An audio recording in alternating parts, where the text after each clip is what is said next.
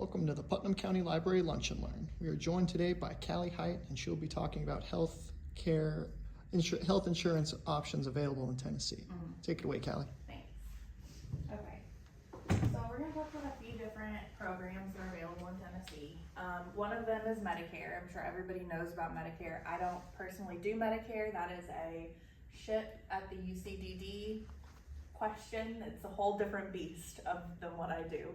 So if you have Medicare questions, you can, I guess, put it in the comments and I can give them the resource if you have any Medicare questions. The other things that are available are TennCare. Everybody's probably heard of TennCare. TennCare, it's our Tennessee state insurance. We have TennCare, which is the state Medicaid, and then we have Cover Kids, which is it's called CHIP, Children's Health Insurance Program. So we'll talk about all of those, and then Marketplace. You heard of Marketplace? Okay, so Marketplace, a long time ago, was called Obamacare. And then in 2013, it transitioned to the Affordable Care Act. So we'll talk a little bit about that. But first, we're going to go to TennCare. Okay, so first is the Medicare Savings Program. So this is actually the only part of Medicare that I do because it is a division of TennCare. So what it is a program that TennCare offers where they help pay for your Part B coverage on Medicare. So I think it's $176 a month right now. Mine goes up to $185 the first of the year. $185, it goes up to $185.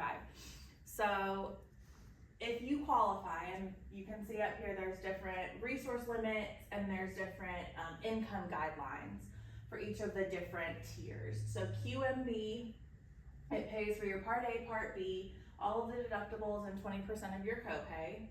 And then it also includes Part D, which is extra help and Medicare Advantage cost sharing. SLMB, which is the most popular, covers the full Part B, which is going up to $184. And it also covers a little bit of that extra Part D help as well. And then there's QI and QDWI, which are just a little bit less intensive coverage options if you qualify. And there are different income brackets for each of the different programs. So typically when you qualify for Medicare, you have to pay your Part B coverage and it just comes out of your Social Security check. What will happen if you qualify for one of these programs is that it doesn't get taken out of your Social Security check anymore, and TennCare foots that bill for you. There are a few other eligibility requirements. You have to be enrolled in Medicare before you submit the application. Say that you are turning 65 January 15th, you can start getting Medicare coverage January 1st because it's the first of your birth month. You cannot do an application in December because you do not have Medicare at that point. So you have to have the red, white, and blue card already has to be processed before you can do the TennCare application. And then for QMB and SLMB, you can also have full TennCare. So the QI1 and the QDWI, you cannot have full TennCare. And having full TennCare, you have to meet those eligibility requirements that we'll talk about in a little bit. Usually it's you have a disability or you're taking care of a grandchild or something along those lines. And then there are resource limits for each of the different programs, and they all vary a little bit. And resources can include extra property that is not your primary house, extra cars that is not your primary car, stocks, bonds, annuities, pensions, savings accounts, life insurance policies, all of those fun things go into your resource limit. Okay, so the Medicaid unwinding. This is going in with TennCare.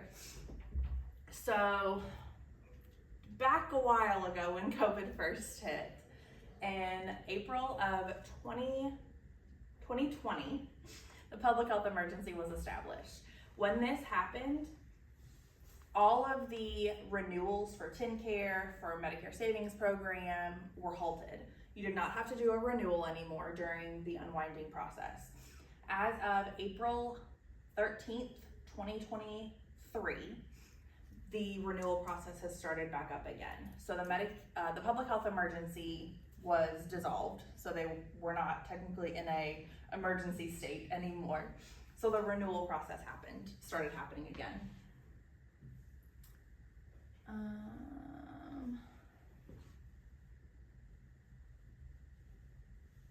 Okay, so there are a few different steps that they took during the unwinding process. The first one was an ex parte review. So what this is they checked all of the different millions of different state agencies and programs like WIC, SNAP, any of the other ones that you get through the state, the IRS, Department of Labor, all those other, Social Security, if you get Social Security or disability, they did all of those other checks. And if you qualify for all of those other programs, because typically if you qualify for, let's say WIC, you automatically qualify for TennCare because WIC has a lower threshold for income than TennCare does. So they just didn't send out renewal packets. If you didn't pass that ex parte review, then they sent you a first letter just stating, hey, your renewal is coming up. These are the dates your renewal is due. This is when you should be getting your renewal packet, all of just a brief general information. The next one was a renewal packet. Now this was they said that it was only supposed to be a 5 to 7 page. It ended up being about 9 to 10 for some people because you just had to verify all of the information that TennCare had. So everybody in your family, dates of birth, social security numbers, address, any resources. If you had cars, you had to verify, yes, I had a 2017 Toyota Tacoma that's this color. And if you didn't send in that renewal packet, then they automatically ended your coverage. So you had to return your packet within 40 days of the renewal. Who really fills out those things in the appropriate time fashion? Not many people. Also, if you hadn't have updated your information within that 3 years that the public health emergency was going on, some people didn't even receive their packets because they moved, they got a new email, got a new phone number, they forwarded their mail to a PO box, whatever it was. So they didn't update their income or their address with TennCare. So TennCare was sending these renewal packets to be a bliss. Like nobody was receiving them. So if you didn't return that within 40 days, then your coverage was terminated. Even if you still qualified, even if you still met income requirements. Come on in. Yeah, the outside door makes it emotional. So even if you still qualified and all of the things were still correct, if you did not return that renewal packet, they ended your coverage. So it's kind of not the best program. So then they would send you an eligibility notice if they did not receive your renewal packet, and this just said the date that your coverage would end, and it was usually about 20 to 30 days after that renewal packet was due. You also had 60 days, the reconsideration, you had 60 days to return that packet once that was due. If you didn't, when it was actually due, you had 60 days after that to return it, and they would give it a reconsideration period instead of having to reapply. Okay, any questions on TennCare?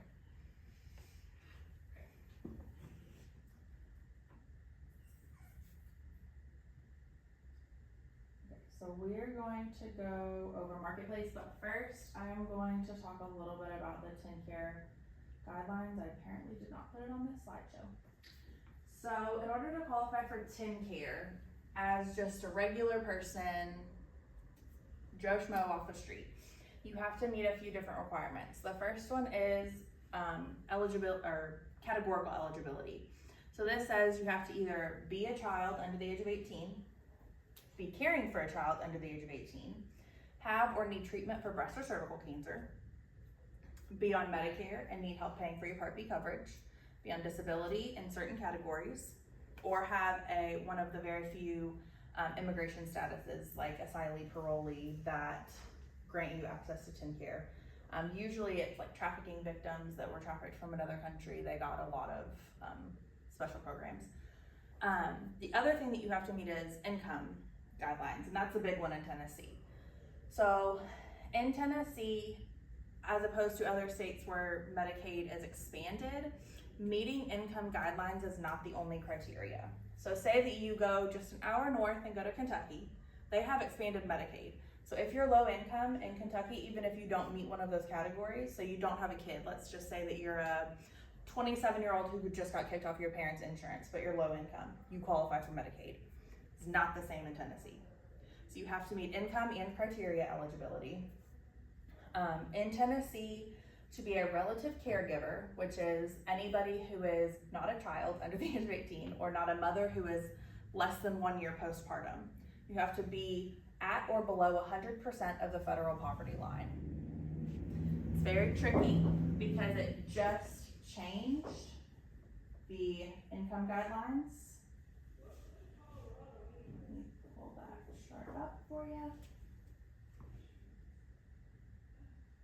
Oops. Where'd you go? There we go. So for a household of 1, which is very uncommon for this category, for a household of 2, so say that you're a mom and a baby, the mom can make no more than $1,700 a month in order to qualify for TennCare. Mom, dad, and baby, no more than $2,157, or mom and 2 kids, or dad and 2 kids, and then it just goes up in increments based on household size. So for a family of, let's say 4, so that could be mom, dad, and 2 kids. They can make no more than $2,600 a month for mom and dad to qualify for TennCare. It's not a lot of money. We were just talking about that earlier. 26 is not a lot to support a family of 4. However, there is a little bit of a good catch for kids who do not get an offer of coverage anywhere else. So their parents don't get an offer of coverage, or they just choose not to enroll them because it's too expensive, like through work or through other means. They go with this 250%. So let's say it's a family of 4 and you need the kids. Well, that's 78. That's $6,500 a month. That's much more standard. So for kids to get coverage, it's much higher of a threshold, which is why Cover Kids was created lots of years ago. Because it used to not be like culturally a thing with business where employers would offer coverage for kids. It would just be, oh, you and your spouse, the employee and the spouse. That's all we're offering. We're not offering coverage for kids. It's not happening. It's too expensive for the company. So all of these kids were just kind of like hanging out in the middle of nowhere with no insurance, and it became a really big issue. So Medicaid, federal policy, created Cover Kids, which has a much higher threshold for income, which is really great. My kids are actually still on Cover Kids because we don't meet that income threshold. So it's really a really great program for kids. It's kind of tricky with the parents because then parents are like, well, what about us? We don't get an offer of coverage through our job, but we make less than or more than this thing. So there are, before we talk about Marketplace, there are just a few more categories. So Cover Kids and just regular TennCare are 2 different programs. So Cover Kids, you might have some co-pays, you might have a, like when you go to primary care, if you're sick, you might have a copay at the doctor for prescriptions. If you're just on standard TennCare, there are lower income guidelines. So if birth to 1, it's 195%. 1 to 6, it's 142, and 6 to 19 is 133. So you can see they're less, but they're still a lot more than the parents. All right. Any questions on that? Any questions? No. Okay. Don't have any small kids anymore. Yeah, it's really tricky in Tennessee because a lot of people are moving here. Like there are a lot of people from California and New York and Oregon and Colorado. All of those states have expanded Medicaid. So everybody is coming here thinking, oh, well, we'll just transfer our Medicaid from XYZ state to Tennessee. Tennessee is one of the 13 states in the US that is not expanded. So we're kind of at a bit of a disadvantage. The only advice I have is to write to your congressman because they are the ones that determine that. All right, so we're gonna talk about Marketplace now. So unlike TennCare, Marketplace under the Affordable Care Act is not a government insurance plan. So with TennCare, the government is the one that foots the bill. Marketplace, not the same. There are also policies in place under the Affordable Care Act when it moved from Obamacare to the Affordable Care Act that says that you cannot be discriminated against based on any pre-existing condition. You have cancer, can't be discriminated against. Even workplace policies can discriminate against you for certain things, but the marketplace cannot. So you have cancer, you have high blood pressure, diabetes, all of those things. They can't raise your premium, they can't kick you off, none of that stuff because you have those pre-existing conditions. And the income in your household is all based on your tax filing status. So say that you're a household of 5, but you don't claim your 2 oldest kids because they're out on their own. They're still living with you, but you don't claim them on your taxes. Well, they don't count towards your marketplace income or your household size. So it's a little bit tricky figuring out, well, who qualifies, who doesn't, because TennCare, it's just whoever's in your house. There has to be no like legal, this is who's in my family. Marketplace, it is very cut and dry, black and white, it's your tax filing status. And then the income used is the MAGI, which is, it really goes into effect for self-employed people because they deduct all of their business expenses. So say that you're a cleaner, but you deduct your gas and your car payment because those are business expenses, and your cleaning supplies and your employees and all of those things. Well, that does not count as towards your MAGI income because it is deducted from your total tax household. Okay, so the marketplace does have some eligibility criteria. You cannot be enrolled in any other program. So TennCare, you can have Medicare, you can have job sponsored coverage, you can have TRICARE if you're in the military or retired. You can have all of those different things and still qualify for TennCare. Marketplace is not the same. With Marketplace, you can only have Marketplace. You can't have Medicare, you can't have TennCare, you can't have a job sponsored coverage, none of that. It can only be Marketplace. There is also kind of a catch where if you are offered coverage through your job, but it is not deemed affordable. Well, what is affordable? Who is they that makes that affordability standard? Well, they say if your workplace insurance is more than 9.02% of your household monthly income, it is not deemed affordable. So say that you make $1,000 a month, but your job is asking for $400 for your insurance, which is not uncommon. That is not deemed affordable because that is well over 9% of your monthly income. So then they would qualify for Marketplace. Even though they have an offer of coverage through an employer, it's not affordable, so they would be allowed to get Marketplace. They just can't be enrolled in their job insurance. Okay, so there are 2 different options or ways to lower your monthly costs, because Marketplace can be a little bit expensive if you look at it without any of the cost sharing reductions or the tax credits. So the first way is the advanced premium tax credit, and it's this number 1 up here. It's a subsidy. So you'll see commercials from different insurance companies saying, we can get you a subsidy. We'll give you $400 a month towards your insurance. It's not money that you get. It's not money that goes in your pocket. All it is money that the IRS will give you to help reduce the cost of your coverage. So the way I like to look at it is the IRS has lots of different pots of money. There's one that's the child tax credit. If you have a child under the age of 18, when you do your taxes, you get $2,000 back. The next one is the advanced premium tax credit. They have this pot of money that they give out to people to reduce the cost of their coverage.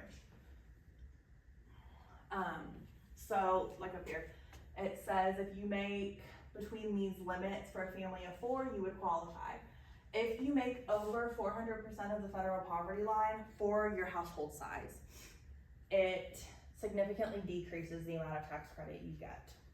So say that you're a household of 1, and the minimum income for a household of 1 this year is $15,060. But say that you make $60,000, you're probably not going to get a lot of tax credit because you're so over 100% of the federal poverty line. The next one is cost sharing reductions, and these are basically for people who fall between 100 and 250% of the federal poverty line. It just reduces the out-of-pocket costs. So your deductible, your co-pays, your monthly premiums, all of those go down if you fall between that income bracket. Okay, there's 3 different levels of coverage. It says 4 up there, but it should say 3. There's bronze, silver, and gold. The first one is bronze, and this is what we call catastrophic. So it's basically just in the event that you get into a car accident and have to go to the emergency room, or you are walking across the street and get hit by a bus, or something like major that is unforeseen. It is just so you have something, so you're not completely footing the bill on your own. So typically the monthly premiums are lower, much lower, but your deductible, so the amount of money that you pay before the insurance starts paying, is higher, and your out-of-pocket cost is higher. There's silver, which is kind of the mid-ground. So the insurance pays around 70% of the deductible, or after the deductible, and you pay about 30%. So it's kind of the nice little happy medium. And then gold, this is usually the top tier standard. You pay a lot more in your monthly premium, but the amount you pay in the plan is a lot less. So your co-pays, your deductibles, all of those are a lot less.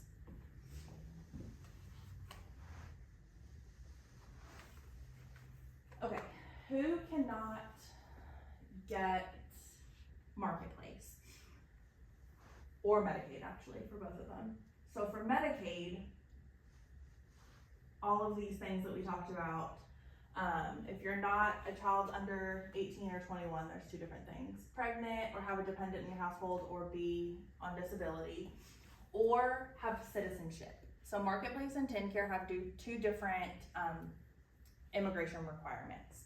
TennCare is pretty strict. You have to have an approved immigration status. So this could be refugee, parolee, asylee,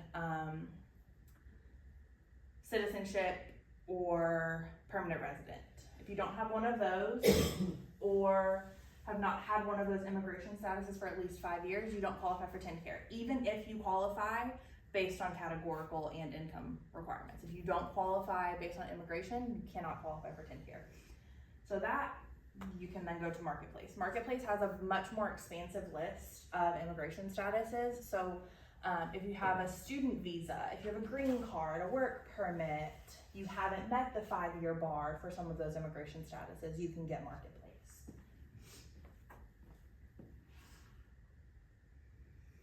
Okay, so this question actually is no longer in place because there used to be something called the Medicaid gap, but June 1st of this year, they went away with that. So it used to be, if you were a relative caregiver, there was a different income threshold than was 100% of the federal poverty line. So for a household of 3, it was like, let me find the number. For a household of 3 right now, it's 2152. It was like 1970 or something. So you had to meet less than 100% of FPL.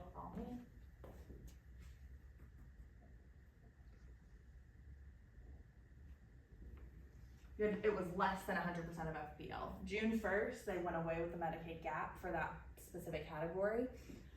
So because Tennessee is not expanded, there are certain people that still fall between that income guideline, but don't qualify because they are not in the category.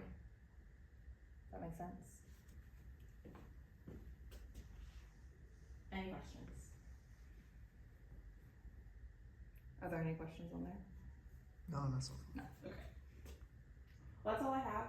So we can talk, we can just do a quick little overview. Anything you guys want to talk about? What if you're classified as homeless? If you are classified as homeless, so for Marketplace, you have to have an income. There's a minimum income, whereas TennCare, there's a maximum income. So for a person, a household of 1, it's $15,060. Household of 2, it's 23 and some change, and then it just goes up. So you can still be homeless and get Marketplace if you have an income and file taxes. There is an option on there when it asks for a home address, you can just say I don't have a home address. But one of the requirements is that you have an income and file taxes. So if you're just don't fall into those, then it's just kind of a gap. Yeah, and that is one of the reasons why it's so devastating that Medicaid is not expanded, because a lot of, like in Kentucky or New York, a lot of people who are homeless that don't have an income can still get coverage because they're low income, so they qualify for Medicaid, but in Tennessee, that is not the case. Yeah, right to your congressman.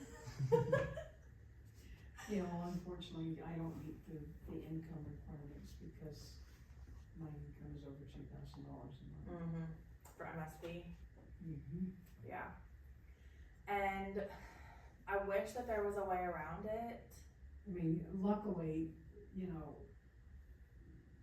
I'm at an age where I don't have to file tax return because my sole income is Social Security. Yeah. Hopefully that's not gonna change with our new president. Yeah. As of right now, so for the year 2025, none of this can change because I say none of this can change, none of this should change because all of the like Medicaid, Affordable Care Act, all of them are federal and state policy, so they have to go through the House, the Senate, the legislature, like all of the different branches in DC, and it just takes a while for all of that to happen. Now with that being said, things could change dramatically.